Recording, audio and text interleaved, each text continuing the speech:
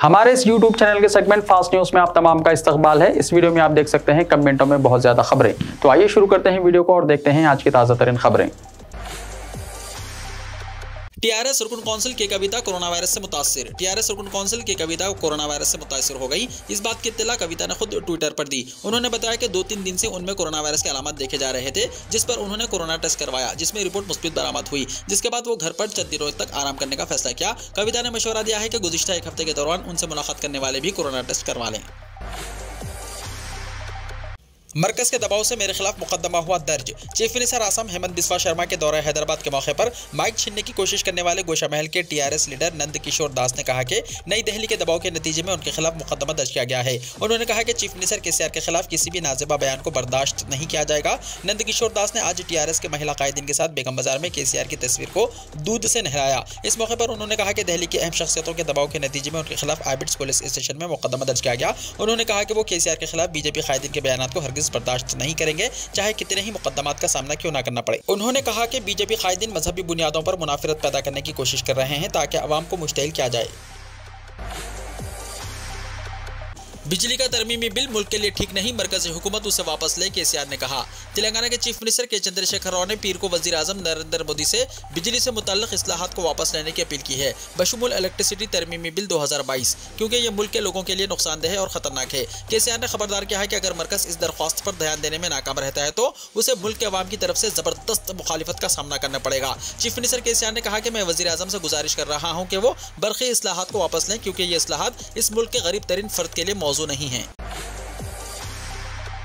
हैदराबाद से Baghdad direct फ्लाइटों का हुआ आगाज। हफ्ते में 2 फ्लाइटें होंगी, शहर के अवाम को सहूलत होगी। हैदराबाद से बगदाद डायरेक्ट फ्लाइटों का आगाज हो चुका है और हफ्ते में 2 मरतबा हैदराबाद से बगदाद परवास हैदराबाद से रवाना होगी। ज़ियारत बारगाह हज़रत गौसुस सखलन शेख अब्दुल क़ादिर मोहिउद्दीन जिलानी रहमतुल्लाह अलैह की ज़ियारत के अलावा अरबईन और दिगर मवाक़े के एतबार से करबला मोहल्ला ज़ियारत के लिए जाने वाले मुसाफिरीन की तादाद का मुशाहिदा करने के बाद फ़िज़ाइया कंपनी फ्लाई बगदाद ने हफ्ते में 2 मरतबा हैदराबाद से बगदाद डायरेक्ट फ्लाइट का मनसूबा तैयार किया था, जो अब शुरू हो चुकी है। फ्लाइट बगदाद की पहली परवाज़ बगदाद से शमशाबाद इंटरनेशनल एयरपोर्ट कल सुबह 9:55 पर पहुंची, जो अपने पहले मुसाफिरीन को शमशाबाद एयरपोर्ट से लेकर 3:17 पर IF 462 बगदाद के लिए रवाना हुई। फ्लाई बगदाद हुक्काम के मुताबिक मुसाफिरीन की तादाद में इजाफे को देखते हुए कंपनी ने इन परवाज़ों का मनसूबा तैयार करके इजाज़तनामे हासिल कर लिए। हैदराबाद में खौफनाक सड़क हादसा, 3 हलाक, लड़की भी शामिल। शहर के मुजाफती इलाके मेडचल में पेश आए भयानक सड़क हादसे में 3 नौजवान हलाक हो गए। यह हादसा कल रात मेडचल बस डिपो के करीब पेश आया। तेज रफ्तार मोटरसाइकिल लारी को ओवरटेक करने की कोशिश में राहगीर से टकराकर लारी के सामने गिर पड़ी। इस हादसे में 3 नौजवान मौके पर ही हलाक हो गए। मरने वालों में एक लड़की भी शामिल है। पुलिस ने हादसे के फौरी बाद मुकामी हादसा पर पहुंचकर नाशों को पोस्टमार्टम के लिए मुर्दाखाना मुंतकिल कर दिया और लारी ड्राइवर के खिलाफ केस दर्ज कर लिया गया। कर्नाटका, गुजरात और हिमाचल प्रदेश के इलेक्शन में टीआरएस हिस्सा लेगी। तेलंगाना राष्ट्र समिति यानी टीआरएस कर्नाटका, गुजरात और हिमाचल प्रदेश इलेक्शन में हिस्सा लेगी। चीफ मिनिस्टर तेलंगाना मिस्टर के चंद्रशेखर राव ने कौमी सियासत जमात की मनसूबाबंदी के साथ गुजरात और कर्नाटका के मुजव्वज़ा असेंबली इंतखाबात में हिस्सा लेने की हिकमत अमली का जायजा लेना शुरू कर दिया और कहा जा रहा है कि कर्नाटका के दक्कन के इलाकों में टीआरएस अपने उम्मीदवार मैदान में उतारने के मुतालिक गौर कर रही है और गुजरात के इलाकों अहमदाबाद, सूरत के अलावा दिगर इलाकों में जहाँ ताजरीन, पार्चा और तेलंगाना से ताल्लुक़ रखने वाले बुनकरों की बड़ी तादाद मौजूद है, उन इलाकों में बसे हुए तेलंगाना अवाम के वोटों के हुसूल के लिए कोशिश की जाएगी। ज़राए के मुताबिक तेलंगाना राष्ट्र समिति कौमी सियासत जमात के मौक़िफ़ के हुसूल के लिए आइंदा आम इलेक्शन से पहले मुनक़्क़िद होने वाली रियासती असम्बलियों के इंतखाबात में वोट के हुसूल के लिए कोशिश कर रही है और कर्नाटका में बीदर, रायचूर, कलबुर्गी के इलाकों के अलावा बेंगलुरु में मौजूद इंफॉर्मेशन टेक्नोलॉजी के शोबों में खिदमत अंजाम देने वाले तेलंगाना मुलाजमीन तक रिसाई हासिल करने की कोशिश की जाएगी। साबिक़ा रियासत दक्कन हैदराबाद के अज़ला में तेलुगु अवाम की मौजूदगी से फ़ायदा उठाते हुए तेलंगाना राष्ट्र समिति न सिर्फ कर्नाटका बल्कि रियासत महाराष्ट्र के अलावा आंध्र प्रदेश में भी अपने उम्मीदवार मैदान में उतारने के सिलसिले में मनसूबाबंदी कर रही है। कोडम प्रोजेक्ट के 8 दरवाजे खोल दिए गए। रियासत में गुज़िश्ता 3 दिनों से बारिश का सिलसिला जारी है, जिसके सबब कोडम प्रोजेक्ट लबरेज हो गया। गुज़िश्ता 2 महीने पहले इसके कई दरवाजे नाकारा हो चुके थे, जिनको दुरुस्त किया गया। बारिश की वजह से इस प्रोजेक्ट में 64,437 क्यूसेक पानी का बहाव दर्ज किया गया। महकमा आबपाशी के अहदेदारों ने प्रोजेक्ट के 8 दरवाजे खोलते हुए 66,664 क्यूसेक पानी दरियाए गोदावरी में छोड़ा। शदीद बारिश के पेश नज़र मजीद दरवाजों के खुलने का इम्कान है। प्रोजेक्ट की सतह आब में इजाफे पर बाज़ इलाकों के अवाम को दूसरे मुकामात पर मुंतकिल होने के लिए मजबूर होना पड़ा। तेलंगाना दरियाई गोदावरी की सतह में जबरदस्त इजाफा, सेक्रेटेरिएट में कंट्रोल रूम, जिला कलेक्टर्स एसपीएस को चौकस रहने चीफ मिनिस्टर की हिदायत। रियासत तेलंगाना में भद्राचलम के पास दरियाई गोदावरी की सतह आब में शदीद बारिश की वजह से जबरदस्त इजाफा देखा जा रहा है। पीर की सुबह 8 बजे तक इसकी सतह आब 39.50 फीट तक पहुंच गई। मरकजी आबी वसाइल के अहदेदारों ने कहा कि अंदर चंद घंटे इसकी सतह खतरे के निशान तक पहुंच जाएगी। वाज़ेह है कि गोदावरी में जुलाई और अगस्त के महीने में सैलाब आया था। सूरत हाल के पेश नजर हुकूमत ने चौकसी इख्तियार कर ली है। चीफ सेक्रेटरी सोमेश कुमार को चीफ मिनिस्टर केसीआर ने हिदायत दी है कि वो गोदावरी कैचमेंट एरिया के अजला बशुमुल कोत्तागुड़म और मुलग समेत दरियाई गोदावरी के आसपास के अजला के कलेक्टर्स और एसपीस को अलर्ट करें और हुक्म तैयार रहें। उन्होंने सेक्रेटेरिएट में फौरी तौर पर कंट्रोल रूम कायम करने और वक्तन फवक्तन सूरत हाल पर नजर रखने का हुक्म दिया। वाज़ेह है कि रियासत में मौसलाधार बारिश का सिलसिला जारी है और महकमा मौसमियात ने मजीद बारिश की पेशकशी की है। चौकस रहने तेलंगाना के कलेक्टर्स को वजीर दयाकर राव की हिदायत। तेलंगाना के वजीर पंचायत राज दयाकर राव ने मुत्तहदा वरंगल के तहत अजला के कलेक्टर्स और मुतल्लिका महकमों को हिदायत दी है कि वो रियासत में गुज़िश्ता चंद दिनों से जारी मौसलाधार बारिश की वजह से किसी भी जान और माल के नुकसान को रोकने के लिए एहतियाती तदाबीर इख्तियार करें।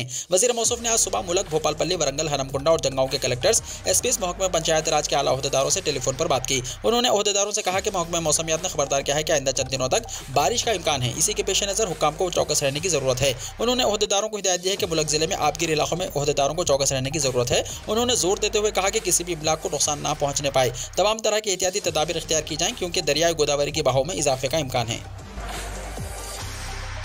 मरकजी हुकूमत बाज़ अफराद को फायदा पहुंचाने के लिए बिल्स ला रही है। तेलंगाना की हुक्मरान जमात टीआरएस के रुकन असम्बली बलका समन ने कहा कि बीजेपी भारत को समझने में नाकाम रही है। उन्होंने बरहमी का इजहार करते हुए कहा कि मरकज की बीजेपी हुकूमत बाज़ अफराद को फायदा पहुंचाने के लिए बिल्स ला रही है। उन्होंने मरकजी बिजली तरमीमी बिल के नतायज पर कानून साज असम्बली में मुख्तसर बहस शुरू की। उन्होंने कहा कि मुत्तहदा रियासत आंध्र प्रदेश में सूरत हाल ये पाई जाती थी कि ना जाने बिजली कब आएगी और कब जाएगी। इस सूरत हाल से ज़राअत और सनअतों को बुरी तरह नुकसान पहुंचा। उन्होंने कहा कि वज़ीर आला के चंद्रशेखर राव मुत्तहदा रियासत में हुई गलतियों को दुरुस्त कर रहे हैं। उन्होंने इंकिशाफ किया है कि तेलंगाना मुल्क की वाहिद रियासत है जो तमाम शोबों को 24 घंटे बिजली फराहम करती है। मरकज के फैसलों से समाज के हर तबके को मुश्किलात, हरीश राव ने कहा। मीडिया के नुमाइंदों से बात करते हुए हरीश राव ने कहा कि मरकज की बीजेपी हुकूमत ने गुज़िश्ता 8 बरस में अपने फैसलों के जरिए समाज के हर तबके की मुश्किलात में इजाफा किया है। ज़राई शोबे को कॉर्पोरेट घरानों के हवाले करने के लिए नरेंद्र मोदी हुकूमत ने मनसूबाबंदी की है और यही वजह है कि मोदी हुकूमत को किसानों की नाराजगी का सामना है। उन्होंने कहा कि तेलंगाना के साथ नाइंसाफियों के बावजूद रियासत तरक्की की राह पर गामजन है। हरीश राव ने धान की खरीदी से मुताल्लिक मरकजी हुकूमत के हालिया फैसले का हवाला दिया और कहा कि तेलंगाना में किसानों से धान की खरीदी से इनकार मरकज को महंगा पड़ेगा। उन्होंने कहा कि मरकज ने इस मसले पर गुमराहकुन बयान जारी किए हैं। हरीश राव ने बताया कि वज़ीर आला के चंद्रशेखर राव अनकरीब संगारेड्डी जिले का दौरा करेंगे। संगारेड्डी मेडिकल कॉलेज की तकरीब संगे बुनियाद में शिरकत करेंगे। पटनचेरू में 300 बिस्तरों के हॉस्पिटल की तामीर का आगाज होगा। दोनों मुकामात पर वज़ीर आला जलसों से खिताब करेंगे। तेलुगु रियासतों में सरकारी मुलाजिमीन के बाहमी तबादलों को मिली मंजूरी। आंध्र प्रदेश की तकसीम के बाद सरकारी मुलाजिमीन दोनों रियासतों के दरमियान बाहमी तबादलों की इजाजत का मुतालबा कर रहे थे। तवील कोशिश के बाद आखिरकार आंध्र प्रदेश हुकूमत ने तेलुगु रियासतों के मुलाजिमीन के बाहमी तबादलों की मंजूरी दे दी है, जिसके तहत तेलंगाना के मुलाजिमीन आंध्र प्रदेश और आंध्र प्रदेश के मुलाजिमीन तेलंगाना में खिदमत अंजाम दे सकते हैं। तंजीम जदीद कानून के तहत मुलाजिमीन की तकसीम अमल में आई, लेकिन कई ऐसे मुलाजिमीन हैं जो दूसरी रियासत में खिदमत अंजाम देने को तरजीह दे रहे हैं क्योंकि उनके खानदानी रवाबित वहाँ ज्यादा हैं। Chief minister Andhra Pradesh Y Jaganmohan Reddy ने मुलाजिमीन के तबादलों से इत्तेफाक किया।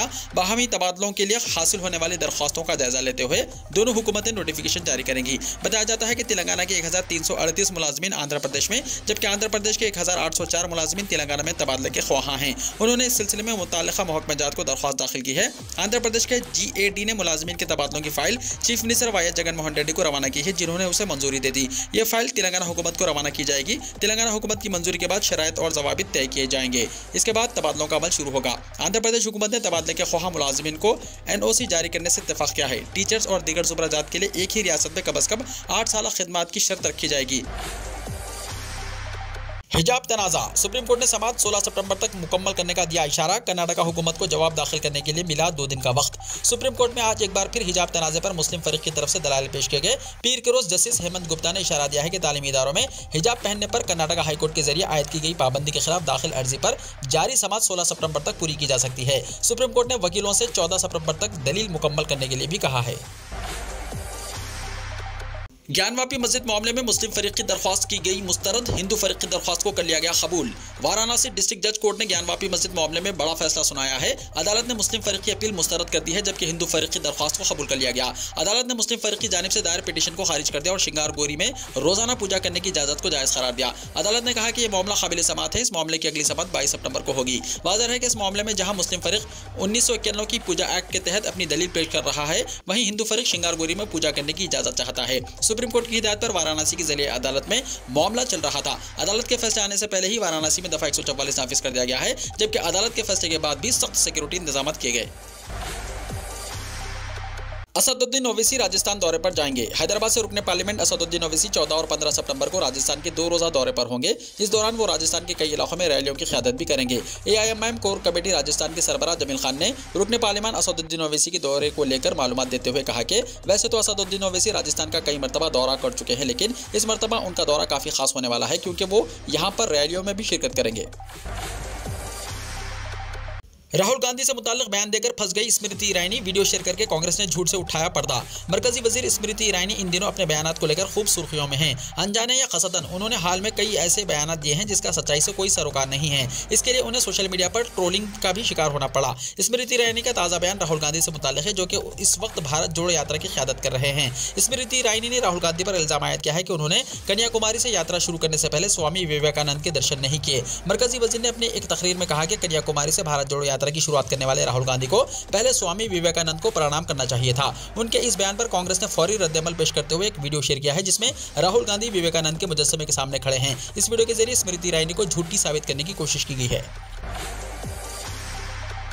भारत जोड़ो यात्रा की वजह से अवाम और पार्टी तंजीम में इंतहाई जोशो खरोश, कांग्रेस ने कहा कि भारत जोड़ो यात्रा के लिए तमिलनाडु और केरला में जो हिमायत मिल रही है, इससे लोगों का हौसला काफी बढ़ रहा है और कांग्रेस तंजीम में नई तवानाई पैदा हो रही है। कांग्रेस की मीडिया इंचार्ज जयराम रमेश ने आज यहाँ पार्टी हेडक्वार्टर में एक प्रेस कॉन्फ्रेंस में कहा कि वो गुज़िश्ता 5 दिनों से इस यात्रा में शामिल हैं और हर रोज 5000 से ज्यादा लोग इस यात्रा में शामिल हो रहे हैं।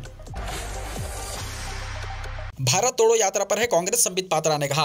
भारतीय जनता पार्टी ने पीर को कांग्रेस के ट्विटर हैंडल से किए गए एक ट्वीट पर जवाबी हमला किया है और कहा कि पार्टी भारत जोड़ो यात्रा पर नहीं बल्कि भारत तोड़ो यात्रा पर है। पार्टी ने कांग्रेस से ट्वीट को हज़फ करने का मुतालबा करते हुए सवाल किया कि गांधी खानदान को आग से इतना प्यार क्यों है। बीजेपी के तर्जुमान संबित पात्रा ने कहा कि कांग्रेस को अपने ट्विटर हैंडल से इस ट्वीट को फौरी तौर पर हज़फ करना चाहिए। उन्होंने सवाल किया कि राहुल गांधी और उनके खानदान और कांग्रेस को आग से इतनी मोहब्बत क्यों है। पात्रा ने कहा कि 1984 में सिखों की नस्लकशी के दौरान पंजाब को जला दिया गया था और सिखों को मौत के घाट उतार दिया गया था। दरअसल कांग्रेस ने एक तस्वीर ट्वीट की है। इस तस्वीर में आरएसएस का लिबास पहने हुए हाफ पैंट को आग लगती हुई नजर आ रही है और लिखा है कि बीजेपी आरएसएस के जरिए मुल्क को नफरत के माहौल से निजात दिलाने के लिए कांग्रेस एक कदम आगे बढ़ रही है। सुप्रीम कोर्ट CAA को चैलेंज करने वाली दरख्वास्तों पर अब 31 अक्टूबर को समाअत करेगा। सुप्रीम कोर्ट 31 अक्टूबर को शरीयत तरमीमी कानून यानी CAA के खिलाफ दायर दरख्वास्तों की समाअत करेगा। समाअत को आसान बनाने के लिए सुप्रीम कोर्ट ने हुक्म दिया है कि 200 से ज्यादा दरख्वास्तों में दर्ज निकात की दर्जाबंदी होनी चाहिए। चीफ जस्टिस UU ललित और जस्टिस S रविंदर भट्ट की बेंच ने कहा कि सॉलिसिटर जनरल के दफ्तर को 4 हफ्तों के अंदर ऐसा करना चाहिए और तमाम मसाइल का इहाता करना चाहिए। इसके बाद 2 हफ्तों में अहम मुकद्दमात की फहरिस्त बनाई जाएगी। अदालत ने कहा कि आसाम के मुकद्दमात की अलग से समाअत की जाएगी।